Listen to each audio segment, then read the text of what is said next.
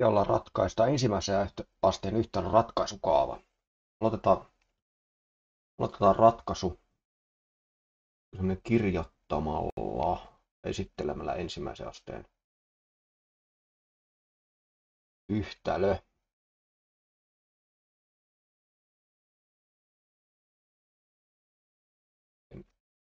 Yhtälö, joka on muotoa ax ensimmäiseen, korostan tässä ensimmäistä eksponenttia, plus b on yhtä suuri kuin 0. Ja miksi me toisen asteen yhtälön ratkaisukaavan videosarjassa halutaan ensimmäisenä esittää ensimmäisen asteen yhtälön ratkaisukaava? Se johtuu siitä, että me tullaan palauttamaan toisen asteen yhtälöt ensimmäisen asteen yhtälöiksi. Ja nyt tämän videon jälkeen, kun me tunnetaan ensimmäisen yhtälön ratkaisukaava, me pystytään ratkaisemaan toisen asteen yhtälöt. Tämä on hyvin tyypillistä matematiikassa, että me palautetaan jokin ongelma sellaisiksi ongelmiksi, jotka me tunnetaan ja joiden ratkaisu me tunnetaan. Tällä tavalla me pystytään se alkuperäinen ongelma tai monimutkaisempi ongelma ratkaisemaan. Mutta ennen kuin lähdetään ratkaisemaan, niin piirretään ensimmäisen asteen funktio koordinaatistoon ja katsotaan, että miten ensimmäisen asteen yhtälö näkyy siellä. Ja tehdään siis funktio tuosta ensimmäisen asteen yhtälöstä. Funktio, ja kuinka me tehdään tästä yhtälöstä funktio, niin yhtälössä idea on se, että me ikään kuin halutaan tietää yksi arvo, ja tässä tapauksessa se on 0. Eli millä xn arvolla tämä lauseke tässä tuottaa arvon 0, eli yhden arvon. Mutta funktiossa me halutaan tietää kaikki mahdolliset lausekkeen arvot, kun me annetaan xlle arvoja. Ja nyt tehdään yksinkertaisesti niin, että me vaan korvataan tämä yksittäinen nolla-arvo yllä. Ja niin me saadaan funktio tuosta ensimmäisen asteen yhtälöstä. Eli muodostuu ensimmäisen asteen funktio, joka on y on yhtä suuri kuin a kertaa x plus b. Ja nyt analyysin ja piirtämisen helpottamiseksi niin sovitaan, että funktion tapauksessa a ja b ovat positiivisia ja lukuja. Piirretään seuraavassa koordinaatisto. Aluksi piirretään y-koordinaatisto.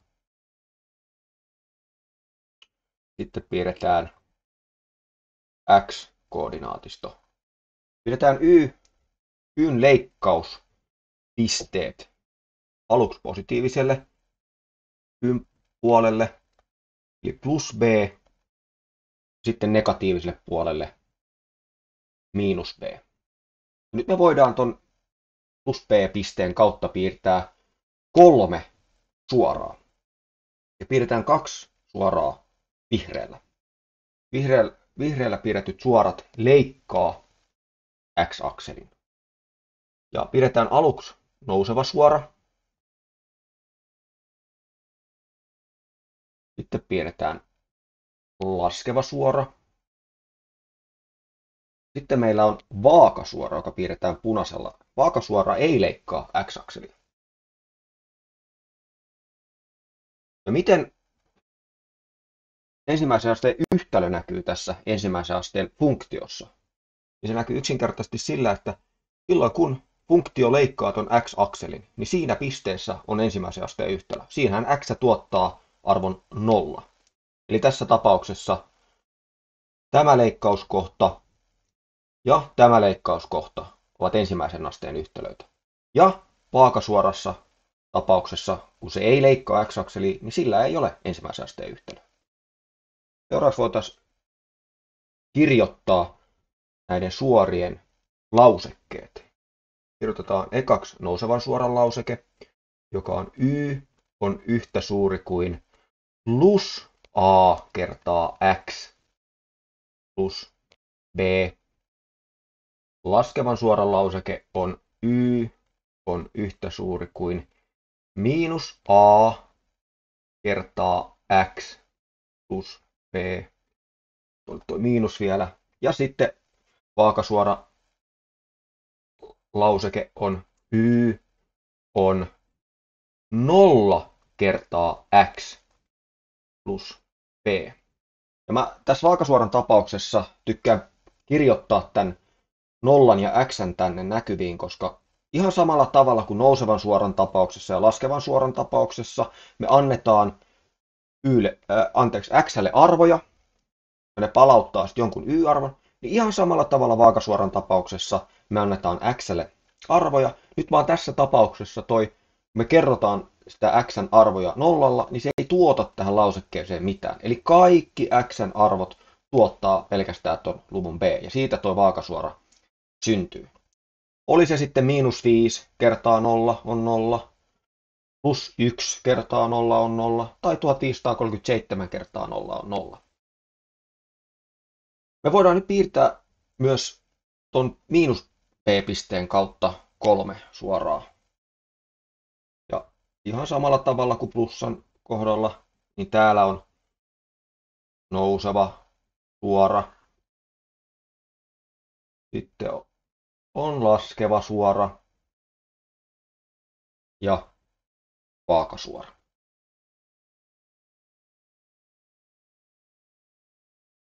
Noin.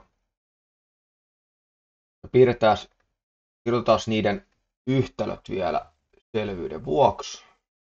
Nousevan suoran yhtälö miinus b:n kautta on plus a kertaa x miinus b.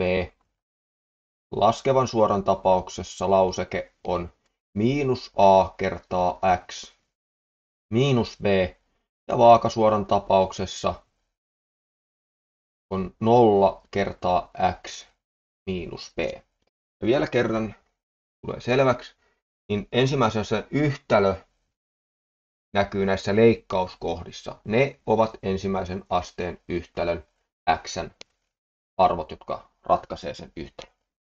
Nyt kun me tunnetaan tämä graafisesti ja meillä on vähän kokonaiskuva tästä asiasta, niin me voidaan lähteä ratkaisemaan ensimmäisen yhtälön ratkaisukaavaa, eli ratkaista x tuosta yhtälöstä.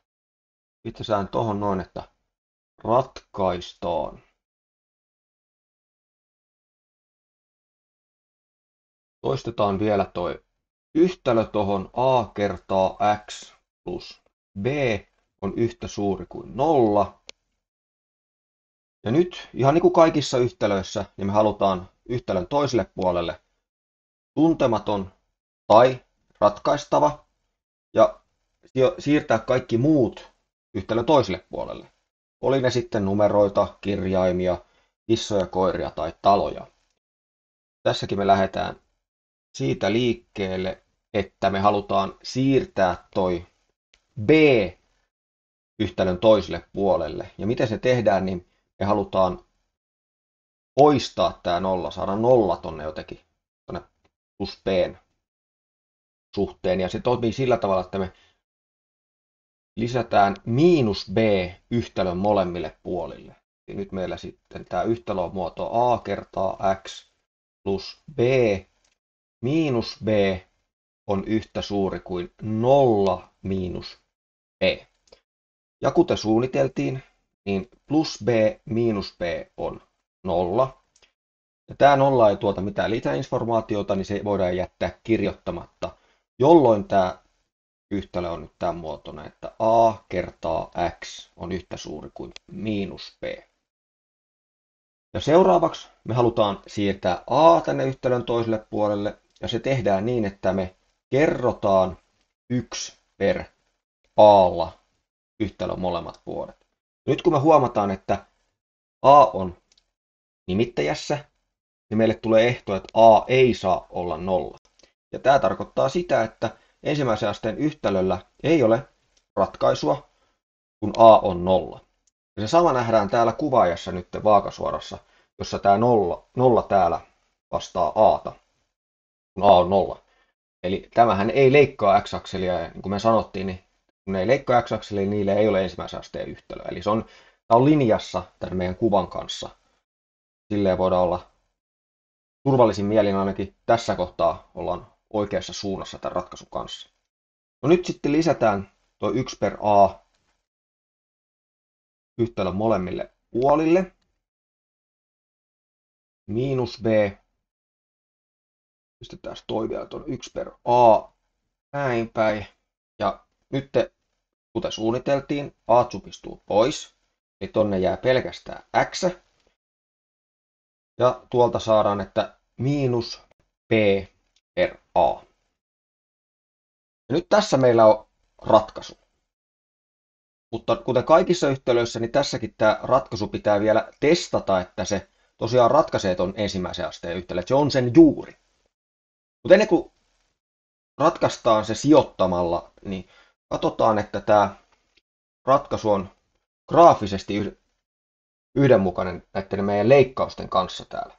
Nyt kun me ollaan täällä kuvassa, niin muistetaan, että a ja b on positiivisia lukuja. Ja voidaan nyt ottaa vaikka tämä ensimmäinen leikkauskohta täällä näin. Ja toistetaan tuo meidän ratkaisu, joka on miinus b per a, on yhtä suuri kuin tuo miinus. Voidaan tuohon lisätä ja käydään täällä katsomassa mitä arvoja, mikä on miinus. Eli meillä on miinus b, tuonne tulee miinus b ja siellä on miinus a. Otetaan tuonne miinus a. Miinus on plussa, mutta kun täällä jää tää yksi miinus, niin sitten tulee, että se on miinus b per a. Ja koska b ja a on positiivisia lukuja, niin tämä on negatiivinen luku. Ja kyllä, tämä leikkauskohta on x-akselin negatiivisella puolella, eli se on linjassa tämän. Tämä ratkaisu tässä on linjassa tämän leikkauskohdan kanssa. Sitten tarkistetaan tämä toinen. Sama asia. Toistetaan tämä miinus b per a. Nyt me käydään katsomassa täältä. A ja b arvot on plus b. Ja se on plus a. Koska b ja a plus positiivisia lukuja, niin tämä on negatiivinen luku. Ja kyllä leikkaus on negatiivisella x-akselin puolella, jolloin tämä on linjassa ratkaisun kanssa. Seuraavaksi otetaan tämä leikkauskohta täällä. Jälleen kerran toistetaan. Toistetaan ratkaisu. Ja sitten käydään katsomassa, että minkälaisia a ja b arvoja. On miinus b ja a on positiivinen. Miinus on plus, eli tämä on b per a. Ja kun on positiivinen, niin tämä on positiivinen luku ja kyllä se leikkaa positiiviselta puolelta. On linjassa sen kanssa. Ja vielä viimeinen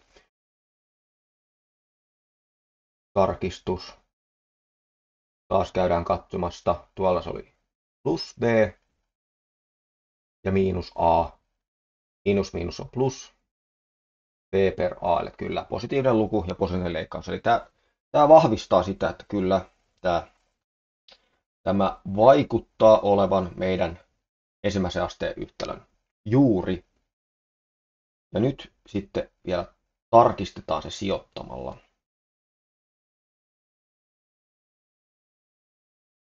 Ja nyt aina muistetaan ottaa se alkuperäinen yhtälöstä lähtien. Alkuperäinen yhtälö. Ei mitään täältä väleistä muokattua, vaan aina se alkuperäinen yhtälö. Siihen sijoitetaan toi ratkaisu ja tarkistetaan, että onko se juuri. Nyt toistetaan taas toi alkuperäinen yhtälö a kertaa x plus b. X:n tilalle sijoitetaan tämä meidän ratkaisu.